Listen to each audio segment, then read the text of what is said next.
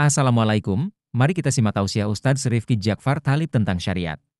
Ini kalimat yang memang sering kali terucap dari siapa? Dari siapa?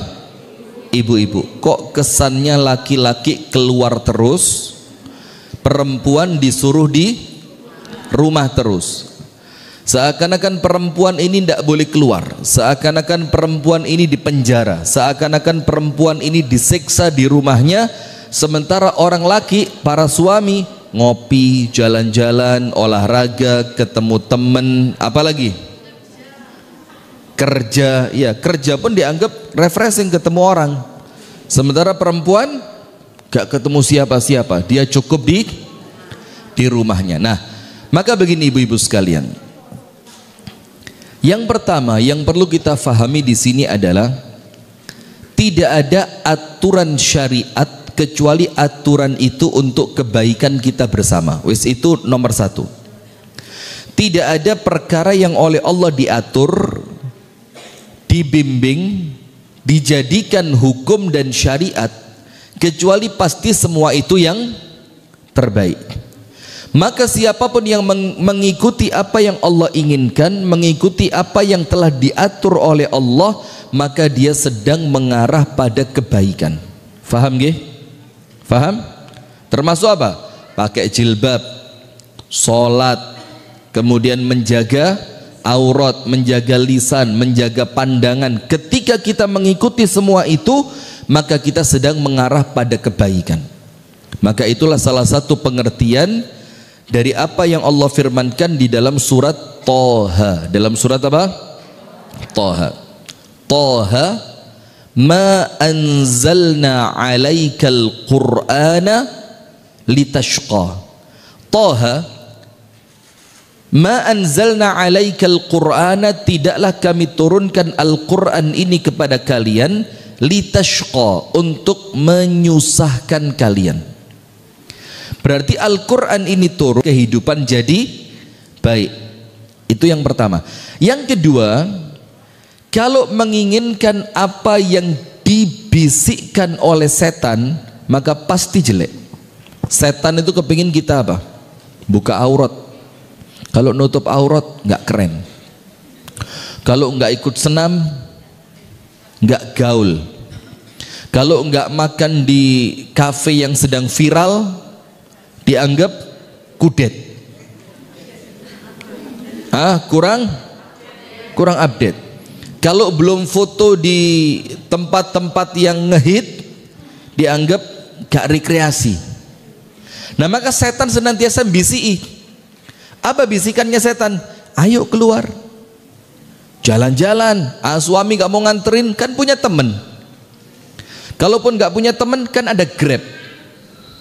Kalau nggak ada Grab, kan bisa nyetir motor sendiri.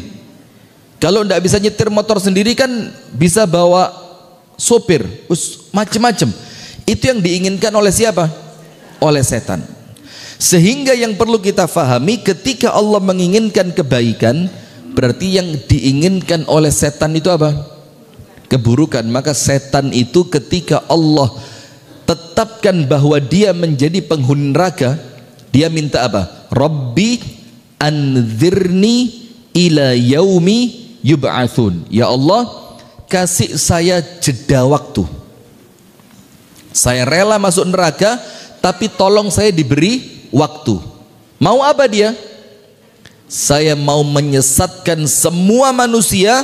Saya mau jadikan mereka teman-teman saya yang akan menemani saya kelak di neraka apa surga? Neraka apa surga? Berarti kalau ikut setan, mau nemani setan di mana? Neraka. Itu poin yang kedua.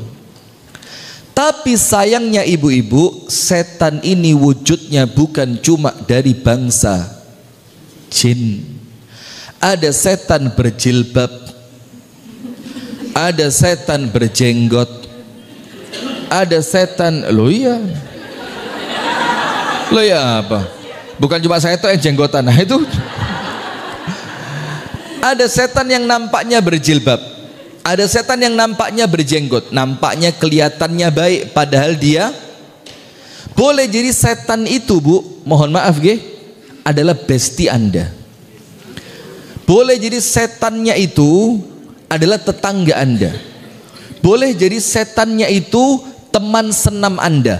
Bahkan mohon maaf, boleh jadi setannya itu teman pengajian Anda. Loh iya. Karena teman pengajian itu bisa jadi apa? Mempengaruhi yang negatif. Apa bilang? Mbak, kok jilbabe ngono terus, Mbak? Gak kepingin koyo aku ngene ta, modis. Atau nanti pulang pengajian ada mbak-mbak mau langsung pulang, dibilangi, Mbak, gak kepingin es teler dhisik Mbak, tak bosi. Yang seharusnya dia segera pulang sama temennya diajak kemana? Es teler. Mending kalau cuma minum es teler kemudian pulang selesai. Ini ndak, minum es teler, gosip, foto, pulangnya diajak nonton biskup jaranan. Iya. Maaf, saya lupa. Saya kira ini di kota. Iya. Ini kecamatan ya. Iya. Kalau di kota gitu setelah pengajian nge-mall nonton, kalau di sini jaranan ya. Ya Allah, iya. Maaf, saya lupa tempat. Nah, maka artinya apa jamaah sekalian? Artinya kita perlu waspada. Nah, maka sekarang kita perlu ngerti. Ingat, nomor satu, apa yang Allah inginkan, apa yang Allah atur pasti baik. Nomor dua, apa yang setan bisikkan pasti buruk. Nomor tiga, terkadang setan itu bukan berupa jin tapi berupa manusia. Minal jinnati wan nas. Nah, sekarang ibu-ibu buka surah Al-Ahzab. Surat apa? Al-Ahzab. Ayat yang keberapa? 33.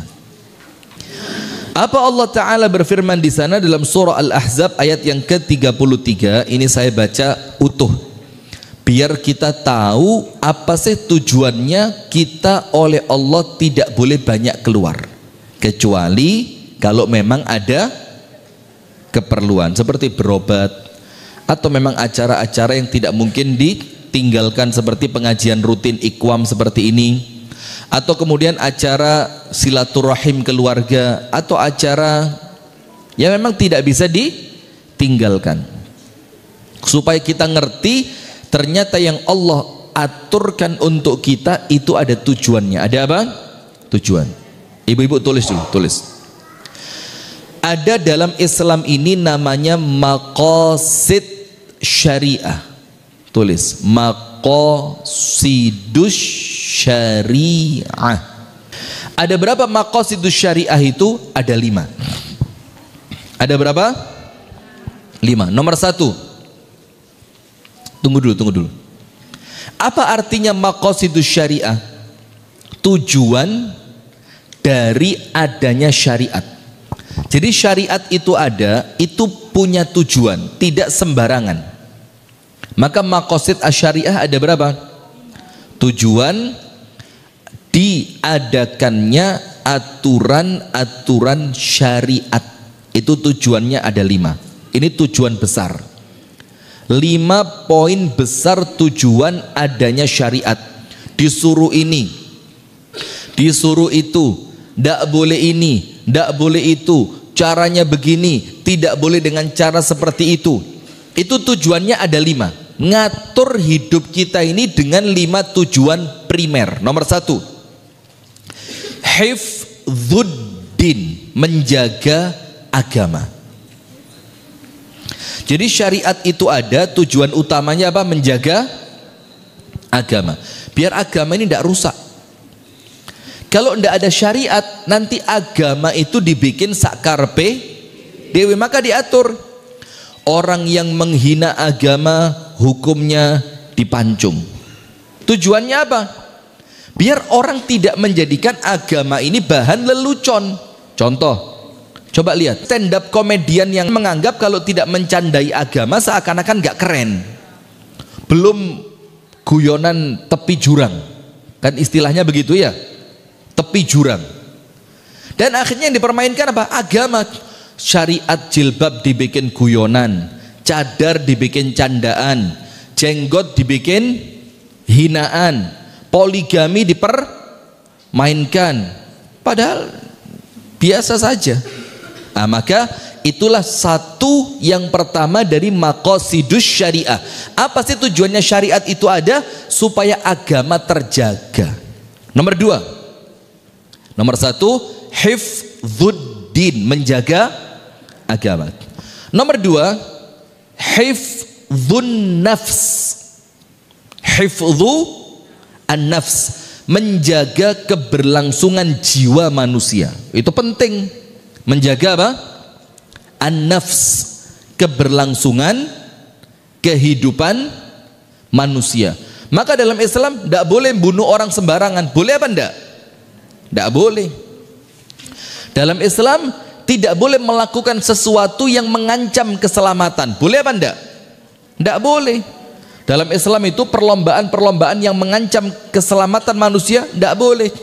Mempermainkan sesuatu yang mengkhawatirkan akan mengancam nyawa manusia tidak boleh. Sekarang tidak diatur. Sakarepe dia bikin sulap. Yang sulap itu kalaupun tanpa trik ya, itu ketangkasan, masuk ke dalam air selama sekian menit. Itu kalau ada syariat Islam dilarang. Melarangnya ibu-ibu, perhatikan, bukan membatasi manusia, tapi tujuannya supaya kamu selamat. Ojo golek perkoro, ojo golek molo. Itu yang kedua, hifdzun nafs. Maka tidak boleh dalam Islam bunuh sembarangan, tidak boleh. Bahkan membunuh orang itu salah satu dosa besar yang paling besar. Nomor tiga, hifdzu al-aql, jaga apa? Kewarasan akal. Maka dalam Islam yang bikin akal itu rusak dilarang. Narkoba, minuman keras, apalagi yang merusak akal. Semuanya yang merusak akal dilarang. Supaya apa? Itulah tujuannya syariat, menjaga kewarasan akal. Yang keempat, hifdzun nasl. Nasl itu apa? Keturunan. Menjaga keberlangsungan keturunan. Maka tidak boleh dalam Islam orang itu tidak menikah tanpa alasan. Islam itu menjadikan pernikahan sebagai ibadah. Islam itu mengatur punya anak itu merupakan pahala. Melahirkan anak jihad. Kalaupun sampai nanti meninggal dunia dihukumi mati syahid. Disemangati untuk punya anak karena keturunan dijaga. Itulah dalam Islam diwajibkan menikah, diharamkan zina. Wajib dalam keadaan tertentu, nggih. Kenapa zina tidak boleh? Salah satu penyebabnya adalah menjadikan anak itu keturunannya tidak jelas. Ini anaknya siapa? Beda sama di negara-negara non-Islam. Sampai anak itu nama bapaknya tidak ditulis karena ibunya sendiri tidak tahu. Ini bapak sing di. Ini yang waktu di sini apa di sana ya? Coba. Itulah Islam, Bu. Bukan untuk membatasi, tapi untuk apa? Menjaga supaya keturunan itu jelas. Dan yang kelima, hifdzul mal. Apa? Menjaga harta. Maka dalam Islam tidak boleh. Sekarang kita baru cerita di bawah tadi. Pajak sekarang ini minta ampun. Kalau dalam Islam tidak ada tarian kecuali zakat. Tidak ada selain itu. Tidak ada tarian kecuali zakat. Maka tidak boleh ngambil hartanya orang sakarepe dewe. Nah, termasuk ibu-ibu sekalian, itu 5 dari maqasidus syariah. 5 tujuan utama diadakannya hukum syariat. Maka termasuk ibu-ibu sekalian, ketika Allah menginginkan perempuan itu lazimnya di rumah mereka. Maka jangan Anda menganggap wah Islam membatasi, wah Islam ini tidak memberikan kebebasan, wah Islam ini tidak memberikan haknya perempuan. Tidak. Justru nanti di akhir ayat Anda akan tahu tujuannya Allah menginginkan perempuan itu tetap ada di rumahnya. Tujuannya apa? Sekarang kita baca. Sudah siap? Al-Ahzab ayat berapa? Yang pertama, waqarna fi buyuti buyutikunna. Ini fi'il amr untuk perempuan. Waqarna. Artinya begini, dan kalian wahai perempuan, tetaplah kalian tinggal di buyutikunna, di rumah-rumah kalian. Berarti hukum asalnya perempuan keluar atau di rumah? Saya ulang, panjenengan lo yang jawab lo ya. Hukum asalnya perempuan di dalam rumah atau di luar rumah? Di dalam rumah. Di rumah orang tuanya, setelah menikah dia keluar, pindah di dalam rumah suaminya. Nanti setelah dia meninggal, pindah lagi ke rumah masa depan. Wah, mana itu? Kuburan. Itulah perempuan. Jadi Allah perintah, berarti kalau perintah ibu-ibu sekalian, al-amru, ini kaidah usul fikih, al-amru yaqtadhi al-wujub. Perintah itu hukum awalnya adalah wajib. Ibu-ibu, perintah itu hukum awalnya apa? Wajib. Baru nanti dia berubah dari hukum awal yang itu wajib sesuai dengan keadaannya masing-masing. Berarti sekarang panjenengan ngerti, hukum awalnya perempuan adalah menetap di rumah. Sementara ini adalah perintah, dan hukum awal dari perintah itu hukumnya adalah wajib, kecuali nanti ada keadaan-keadaan tertentu yang memberikan keluasan untuk perempuan keluar rumah. Wala tabarrajna tabarruja al-luj. Ibu-ibu ngerti tabarruj? Kalau ibu-ibu pengajian ya harus paham ya. Tabarruj itu adalah berhias dengan hiasan yang berlebihan yang menjadikan orang lain itu ketika melihat itu tergoda. Wala tabarrajna, dan janganlah kalian berhias, melakukan tabarruj seperti tabarrujnya perempuan-perempuan jahiliyah yang pertama. Berarti kalau dari ayat ini Bu, ada tabarrujnya jahiliyah yang pertama, ada tabarruj modern. Faham nggih? Sekarang saya mau tanya, tabarrujnya orang-orang jahiliyah itu seperti apa? Pernah buka tafsir Ibnu Katsir enggak?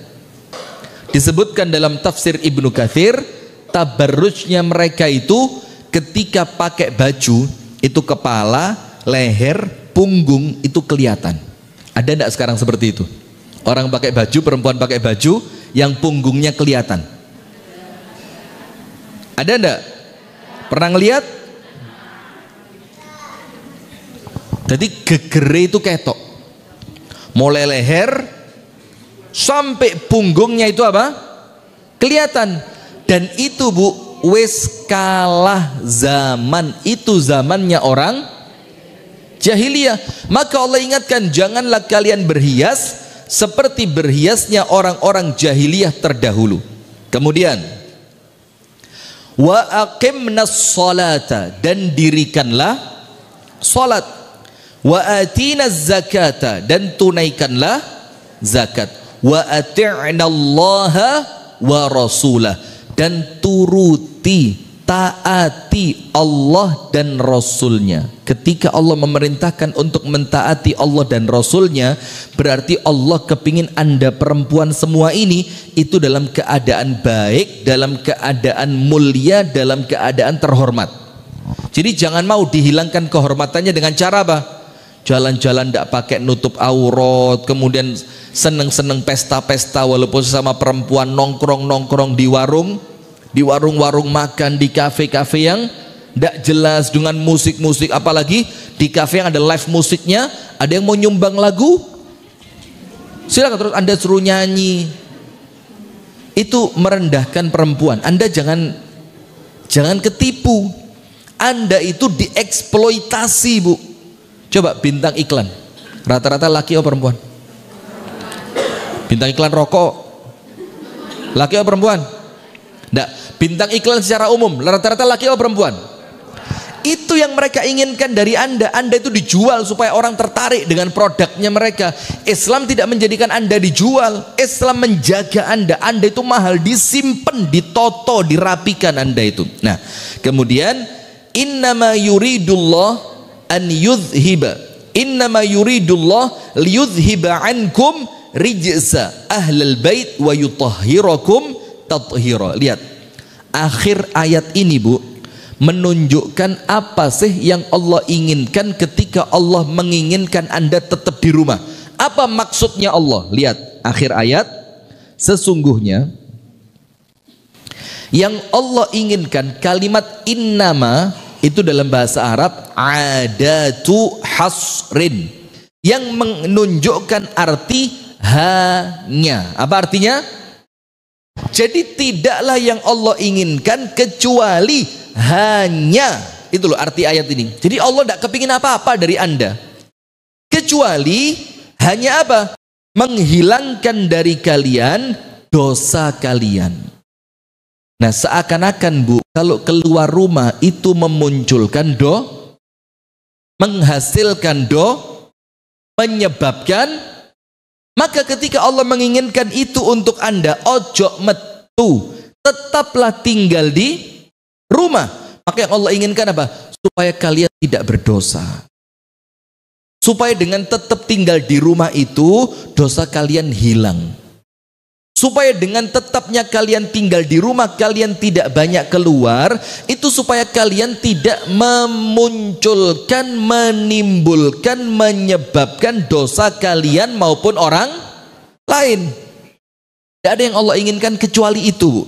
Kecuali, dan kemudian wa yudhiba ankum ar-rijsa, dan Allah ingin membersihkan kamu dari apa? Ar-rijs. Rijsa itu kenistaan, sesuatu yang nista. Karena kalau perempuan sudah keluar, mohon maaf loh, jujur, Bu, wong wedok kabeh podo, lek metu mesti kepingin ketok ayu. Iya apa ndak? Kalau sudah keluar kepinginnya apa? Maka kalau ngajak perempuan keluar, wih, ya makan hati betul. Wong lanang nggih kelambi metu, bahkan gak adus pun dadi. Tanya Abu Sanum itu, belum mandi pun bisa keluar dia. Itulah normalnya perempuan. Allah tahu apa enggak kalau Anda keluar Anda kepingin kelihatan cantik? Allah tahu. Maka karena Allah tahu, Allah ingin menyelamatkan Anda. Maka daripada Anda keluar, dan kalau sudah keluar kepingin kelihatan cantik, kepingin kelihatan bagus, kepingin kelihatan pantas, akhirnya apa? Normal, kepingin dilihat. Kepingin apa? Dilihat. Kalau kepingin dilihat, mesti apa? Dia akan melakukan sesuatu yang apa? Menarik supaya dia betul-betul dilihat. Maka karena Allah tahu yang seperti itu, maka Allah berusaha menyelamatkan Anda semua dengan cara apa? Maka lebih aman jangan keluar. Wa yutahhirakum tathira, dan Allah ingin membersihkan kalian, mensucikan kalian sesuci-sucinya. Faham Al-Ahzab 33? Nomor 1, apa yang Allah minta dari panjenengan? Tetap di rumah. Berarti hukum awalnya perempuan di dalam rumah atau keluar rumah? Dalam rumah. Arti hukum awalnya perintah adalah wajib, kecuali nanti ketika ada keadaan yang menjadikannya harus keluar. Nomor 2, apa yang Allah inginkan ketika Anda itu tidak keluar rumah? Apakah ingin mengekang Anda, membatasi Anda, mempersulit Anda? Ternyata tidak. Yang Allah inginkan apa? Menjauhkan dari dosa, membersihkan dari kenistaan, dan mensucikan sesuci-sucinya. Nah, berarti ketika Allah melakukan semua itu untuk Anda semua, Bu, menjadikan ini syariat, berarti tidak terlepas dari yang maqasid syariah yang 5 tadi. Menjaga agama Anda, menjaga akal Anda, menjaga semua yang terbaik dari apa yang Anda miliki. Nah, sekarang lihat. Rasulullah SAW bersabda dari hadis yang sahih riwayat Al-Imam At-Tirmidzi. Ibu-ibu perhatikan. Kalau ngaji begini, Bu, mek dirungokno tok yo eman. Tapi ngaji seperti ini harus menjadikan kita lebih baik. Menjadi, oh ternyata begitu. Berarti mulai apa? ikhtiar untuk diamalkan. Panjenengan perhatikan. Dalam hadis riwayat Al-Imam At-Tirmidzi. Dalam hadis riwayat Imam Tirmidzi, Rasulullah sallallahu alaihi wasallam bersabda dari hadis sahabat Abdullah bin Mas'ud. Dari sahabat siapa? Abdullah bin Mas'ud. Dia mengatakan, an Abdullah ibni Mas'udin anin Nabi sallallahu alaihi wasallam qala. Dari sahabat Abdullah bin Mas'ud radhiyallahu anhu, an-Nabi sallallahu alaihi wasallam bersabda, al-mar'atu auratun. Perempuan itu apa, Bu? Aurat. Berarti Rasul tidak mengatakan tangannya aurat, rambutnya aurat, kakinya aurat, betisnya aurat. Enggak. Tapi Rasul mengatakan al-mar'atu auratun. Jadi perempuan itu, panjenengan itu, ibu-ibu sekalian, intinya Anda itu aurat. Mau pakai jilbab, tidak pakai jilbab, mau pakai cadar, tidak pakai cadar, pokok kalau Anda keluar, Anda kudu ngerti saya ini aurat. Maka sampai muncul syariat apa? Suaranya perempuan itu dijaga. Jangan kalau telepon dengan orang yang bukan mahram, itu jangan dengan suara yang lemah, mendayu-dayu, harus dengan suara yang tegas. Tapi tegasnya bukan seperti lapor komandan, siap, lanjutkan, ya enggak begitu. Tapi tegas itu maksudnya jangan sampai menimbulkan perasaan laki-laki itu seperti Anda goda. Jadi kalau telepon yang wajar saja. Kalau seperti ceramahnya Dr. Aisyah Dahlan, itu hanya untuk siapa? Suami. Lihat ceramahnya Aisyah Dahlan yang itu. Jadi suami itu kalau telepon istri dan nadanya istri itu datar, itu suami di otaknya itu orang lain. Jadi kayak, tapi ketika suami tanya lagi di mana, di rumah, itu baru si suami merasa ini istri saya ini. Sudah. Ingat, Rasulullah bersabda, al-mar'atu auratun. Perempuan itu apa? Berarti panjenengan apa, Bu? Oh, yang di belakang, panjenengan apa, Bu? Aurat. Berarti kalau aurat, saya mau tanya, boleh dilihat enggak? Boleh dipegang enggak? Boleh diumbar enggak? Intinya kalau Anda ngerti Anda itu aurat, berarti kurangi semaksimal mungkin. Ketika tidak ada keperluan, jangan keluar rumah. Setuju? Bah. Setuju? Nah, diikhtiarkan ya. Ikhtiar semaksimal mungkin. Karena apa, Bu? Kalau kita ikhtiar, Allah kasih kemudahan. Kemudian setelah Rasul mengatakan perempuan itu aurat, berikutnya yang bahaya, Bu. Ini loh, terakhirnya ini yang bahaya. Idza kharajat, kalau perempuan yang dia itu aurat sudah keluar rumah, apa yang terjadi? Fa idza kharajat, kalau dia sudah keluar rumah, istashrafaha asyaitan, maka oleh setan, ini maknanya ada dua. Istashrafaha syaitan, perempuan itu kalau sudah keluar sama setan di istishraf, itu istishraf artinya apa? Dua. Nomor satu, gini loh, Bu, diintai. Sama perempuan apa? Diintai. Jadi setan itu ngenteni, Bu, kapan keluarnya ini perempuan. Kalau sudah keluar, dibidik sama dia. Ini mangsa saya. Wes digawe lek melaku diatur. Terus apa lagi? Macem-macem. Istashrafaha syaitan, sama setan diintai.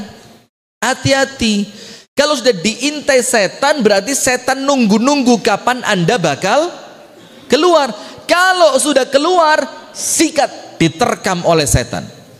Itu makna yang pertama, diintai oleh setan. Makna yang kedua apa? Oleh setan, Anda itu kalau keluar rumah itu dijadikan indah pada pandangan laki-laki yang bukan mahram. Hati-hati, masiotan di oma elek lek wis metu ketok. Saya ulang, masiotan di omai elek lek wis metu ketok. Betul apa enggak? Betul. Karena apa? Di oma gak tahu dandan pas metu. Suruh. Suruh. Ininya pakai, kalau alis apa namanya? Maskara. Dikira saya tidak tahu. Terus pipinya dikasih blush on, hidungnya diatur supaya kelihatan mancung. Ya aslinya puesek tapi di foto kayak mancung. Di apa namanya yang di sininya digaris, terus kan shading. Kok ngerti Ustadz? Diajari istri saya. Nah sudah, maka apa yang terjadi ibu-ibu sekalian? Kalau dia sudah keluar, selain dia diintai oleh setan, yang kedua apa? Dijadikan indah di pandangan laki-laki yang memang niatnya jahat. Maka Anda itu diincar setan, setannya boleh jadi setan jin, boleh jadi setan dari kalangan laki-laki mata keranjang. Maka Allah ingin menjaga panjenengan bu, biar panjenengan tidak murah. Nah maka Rasul mengingatkan, ingat perempuan itu apa? Aurat. Maka kalau dia aurat, maka dia seharusnya menutupi auratnya dengan apa? Tulis.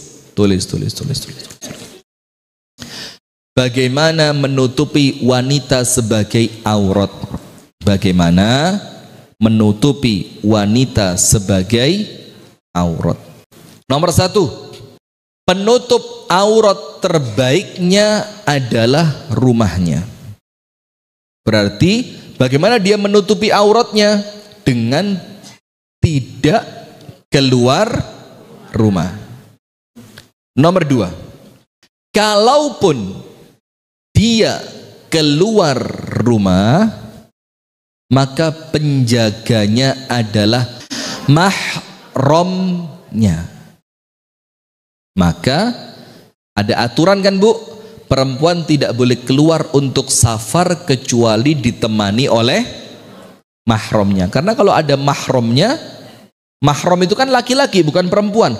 Masih sewu lek wedok bukan mahram. Oh saya ditemani Ustadz kan satu bis itu kan jumlahnya ada 50 orang lebih, ya itu aja dianggap mahram. Enggak, mahram itu siapa? Laki-laki. Suami, kenapa? Kecil enggak? Anak yang sudah balik dan bisa menjaga diri, itu mahram. Kalau belum bisa menjaga diri ya beda. Nah maka tujuannya mahram tadi apa? Menjaga, menolong, menyelamatkan. Maka anak kecil yang dijadikan mahram harus punya 3 sifat ini: menjaga, melindungi, mengamankan. Kalau belum bisa, ya jangan. SMP bisa enggak kalau Anda diganggu? Nah, bolehlah. Pokok Anda harus tahu tujuannya mahram tadi apa? Menjaga, melindungi, menyelamatkan, plus menolong. Kalau dia bisa itu berarti masuk. Berarti nomor 2, bagaimana dia menjaga auratnya? Dengan setiap dia keluar didampingi oleh, dan itulah makna perempuan yang dalam hadis dikatakan perempuan calon penghuni surga. Siapa dia? Al-a'udu ala zaujiha, yang senantiasa lengket dengan suaminya. Artinya apa? Disebutkan dalam hadis, kalau dia dibikin marah oleh suaminya, ternyata dia dulu yang minta maaf, diletakkan tangannya di atas tangan suami, kemudian dia mengucapkan, suamiku, aku tidak akan tidur sebelum engkau memaafkanku. Padahal yang salah siapa? Nah itu satu maknanya. Makna yang lainnya apa? Dia tidak akan keluar kecuali bersama suami. Itu makna yang lain bu. Jadi yang dimaksudkan al-a'udu ala zaujiha, perempuan yang nempel dengan suaminya, itu maksudnya adalah perempuan yang tidak akan keluar kecuali didampingi suami. Nomor 3, kalaupun dia harus keluar bukan pada jarak safar, bukan pada jarak safar, artinya Ya sekedar keluar kemana? Misalkan ngantar sekolah atau sekedar belanja ke pasar yang jaraknya bukan jarak safar. Maka kalaupun dia harus keluar rumah, menutup auratnya dengan jilbab syar'i. Siap? Setuju? Nah, sekarang kita fahami hadisnya. Berarti di sini dikatakan, jadi jangan ngomong-ngomong bosen di rumah, Bu. Kenapa loh? Rumah itu surga panjenengan. Nah, sekarang hadisnya Rasulullah sallallahu alaihi wasallam mengingatkan kita, ingat perempuan itu adalah aurat. Kalau dia sudah keluar oleh setan, dia dibidik, diintai, diawasi, akan dijadikan mangsa. Nomor dua, maknanya dijadikan indah pada pandangan laki-laki. Maka panjenengan jangan seneng, Bu, didelok ayu di jobo itu yang risih. Ketika ada laki-laki ngelihat itu jangan, pasti, wah aku cantik. Jangan. Tapi kalau ada laki-laki ngelihat, itu yang ngerasa apa? Risih. Sekarang hadis yang terakhir. Lihat, Bu. Sampai pun kalau dia mau ke masjid, perempuan boleh enggak sholat berjamaah ke masjid? Boleh apa enggak? Hukum awalnya boleh. Tapi panjenengan perlu tahu, perempuan di zaman Nabi itu ke masjidnya sholat apa saja? 5 waktu kah? Enggak. Perempuan di zaman Nabi, ibu-ibu yang dirahmati oleh Allah, itu keluar untuk sholat berjamaah ke masjid yang lazim di 2 waktu sholat. Di 2 waktu sholat. Yang pertama subuh, yang kedua isya. Saya mau tanya, kenapa kok mereka itu lazimnya keluar sholat di waktu subuh dan isya? Kenapa? Barakallahu fiik. Karena sudah gelap, sehingga ketika mereka keluar, mereka tidak akan dijadikan bahan pandangan. Contoh yang lain, sholat yang paling berat untuk orang munafik sholat apa? Isya dan subuh. Kenapa kok orang munafik berat sholat isya dan subuh? Karena mereka sholat ataupun tidak kelihatan. Padahal mereka itu sholatnya kepingin dilihat. Lah kalau tidak kelihatan, buat apa saya sholat? Nah, maka karena gelapnya tadi, maka tidak menjadi masalah perempuan itu keluar, karena tidak menjadi pandangan manusia. Bayangin, ini sholat tuh padahal. Jadi mereka sholatnya bukan zuhur, bahkan sekarang maksa Jumatan. Iya benda. Tapi sholatnya mereka di waktu yang mereka ketika keluar tidak akan menjadi pandangan laki-laki. Nah, maka hukum awalnya perempuan sholat ke masjid, hukumnya boleh. Dengan berapa syarat? Nomor 1. Tulis. Syarat bolehnya perempuan sholat berjamaah ke masjid. Syarat bolehnya perempuan sholat berjamaah ke masjid. Jadi kalau panjenengan kepingin sholat jamaah ke masjid, ada syaratnya atau tidak? Ada. Yang pertama, idnu az-zawj, izin dari suami. Izinnya siapa? Suami. Nomor 2, tidak menggunakan minyak wangi atau pakaian yang menarik perhatian. Jadi kalau ke masjid jangan pakai minyak wangi. Dalilnya apa? Rasulullah itu melarang perempuan yang sudah siap melayani suami untuk isyaan ke masjid. Nanti aroma wangimu itu mengganggu orang. Zaman dulu ganggu, zaman sekarang wow, menyenangkan. Tapi menyenangkan siapa? Laki-laki yang memang hatinya kotor. Syarat ketiga, tulis. Nomor 1 apa? Izin dari. Nomor 2, syarat yang ketiga, selamat dari fitnah. Apa arti selamat dari fitnah itu? Anda tahu jalan ke masjid itu jalannya aman, Jalan ke masjid itu tidak dipenuhi laki-laki yang duduk di pinggir jalan sambil gitaran. Jalan menuju masjid itu jalan yang menjadikan Anda selamat dari gangguan. Itu namanya selamat dari fitnah. Nah, sekarang kita baca hadisnya. Rasulullah Shallallahu Alaihi Wasallam bersabda dalam hadis yang diriwayatkan oleh Imam Ahmad, "La tamna'u ima Allahi masajidallah." La tamna'u, janganlah kalian para suami melarang ima Allah, hamba Allah perempuan. Siapa hamba Allah perempuan ini? Yo, panjenengan ini, perempuan muslimah.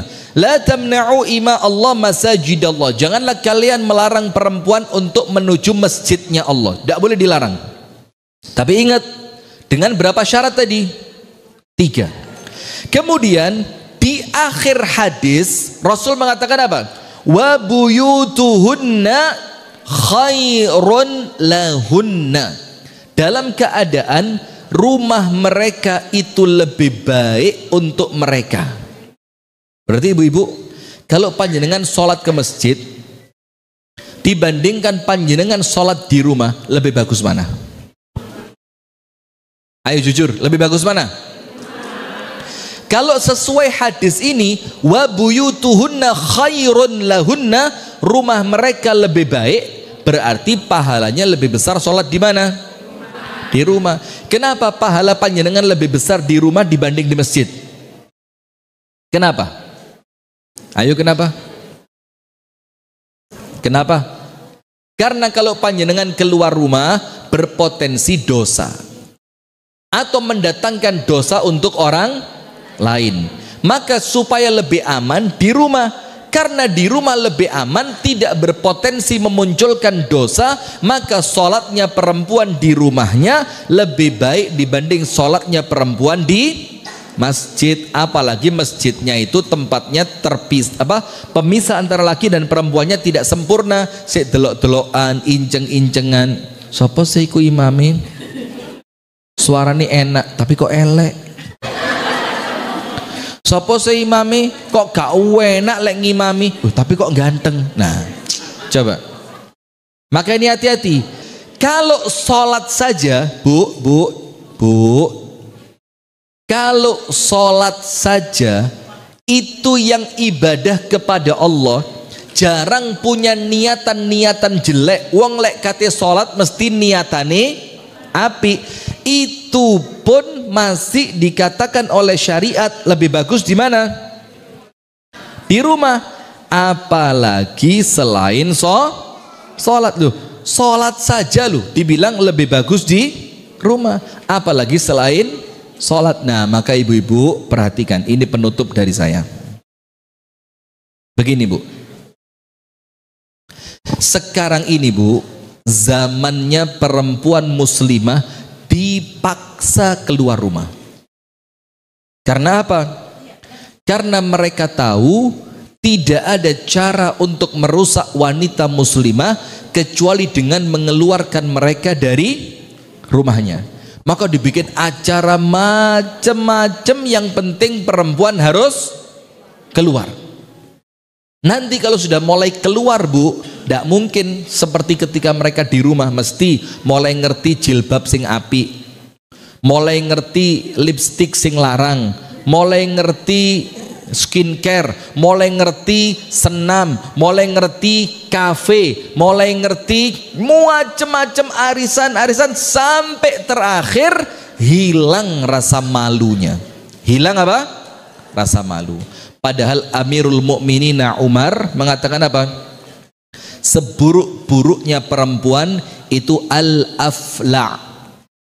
Seburuk-buruknya siapa? Perempuan. Apa itu afla'? Perempuan yang tidak malu kepada laki-laki, gak duwe izin mbek wong lanang. Kapan itu terjadi? Ketika perempuan sudah mulai berani keluar rumah, terbiasa keluar rumah, akhirnya keluar rumah itu menjadi passionnya, akhirnya ketemu siapapun tidak lagi malu. Nah, maka dengan itu ibu-ibu sekalian, ayo bismillah, jadikan rumah itu terasa nyaman. Penutup, bagaimana menjadikan rumah itu nyaman? bukan dengan hiasannya, bukan dengan perabotnya, bukan dengan kemewahannya, tapi dengan ibadah. Menjadikan rumah nyaman dengan apa? Ibadah. Salat yang banyak di rumah, pakai baca Al-Quran yang istiqomah di rumah, zikir pagi dan petang baca di rumah, senantiasa berdoa di rumah. Kalau rumah itu dipakai ibadah, rumah akan dipenuhi oleh siapa? Rumah kalau dipakai ibadah dipenuhi siapa? Malaikat. Kalau rumah dipenuhi malaikat, hati terasa apa? Nyaman, tenang, tidak pengen keluar. Tapi kalau di rumah nonton gosip, di rumah tidak dipakai ibadah, di rumah senantiasa buka Instagramnya artis-artis terkenal, tidak tahu taat kepada Allah, malaikatnya keluar diganti siapa? Setan. Kalau diganti setan, lama-lama tidak betah di rumah. Barakallahu fikum. Sekarang ada satu pertanyaan, Ustadz, kalau harus keluar rumah karena untuk membantu ekonomi keluarga, kalau suami tok tidak cukup, itu kan pertanyaannya kan? Nah, maka Islam tidak melarang perempuan bekerja, tidak. Tapi tentu ada beberapa koridor syariat yang tidak boleh dilanggar. Nomor satu, pekerjaannya harus memang pekerjaan yang lazim dilakukan oleh perempuan, yang pas, jangan pekerjaan yang tidak lazim. Nomor dua, ketika keluar rumah untuk bekerja, aurat harus tertutup dengan sempurna. Maka jangan bekerja dengan tuntutan buka aurat, jangan, apalagi jadi paskibraka. Oh, tadi paskibraka yang buka aurat, apa pentingnya? Ya, harus menutup aurat dengan sempurna. Nomor tiga, di tempat kerja itu tidak rentan ikhtilat, bercampur baur laki dan perempuan. Dan yang keempat, tidak melalaikan pekerjaan rumah tangga. Dan yang kelima, tentu setelah mendapatkan izin dari suami. Barakallahu fikum.